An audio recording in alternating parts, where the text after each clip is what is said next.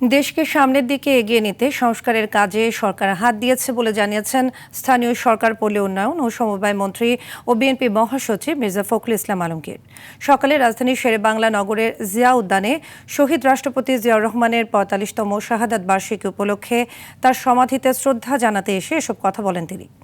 বলেন, পুরনো ব্যবস্থা দূর করে আধুনিক সুশাসন ব্যবস্থা উপহার দিয়েছেন জিয়াউর রহমানের সুযোগ্য সন্তান প্রধানমন্ত্রী তারেক রহমান।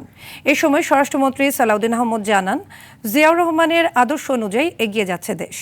গণ অভ্যুত্থান পরবর্তী সময়ে গণপ্রত্যাশা অনুযায়ী বাংলাদেশ গড়ার কথাও জানান স্বরাষ্ট্রমন্ত্রী। আজকের এই দিনটি আমাদের কাছে এত বেশি জরুরি যে আমরা এই দিনটি বারবার স্মরণ করতে চাই, বারবার জনগণকে সঙ্গে নিয়ে যে আমরা অসাধ্য সাধন করতে পারি সঠিক নেতৃত্বে, সেটা আমাদের কাছে একটা অত্যন্ত জরুরি বিষয়।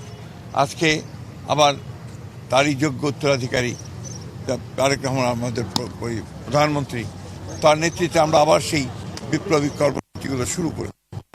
যতদিন বাংলাদেশ থাকবে ততদিন এই বাংলাদেশটাকে গণতান্ত্রিক ধারায় পরিচালিত করি এবং জনপ্রত্যাশা অনুযায়ী এদেশের উন্নতি সমৃদ্ধি করি।